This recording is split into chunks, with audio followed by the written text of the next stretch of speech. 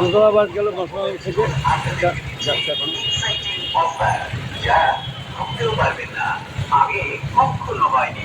Mobile স্টোরের শুভ উদ্বোধন উপলক্ষে মোবাইল স্টোরে গেলে আপনি পাবেন একটি আকর্ষণীয় উপহার। মোবাইল ফোন কিনতে হবে না, উপহার কোনো শর্ত নেই।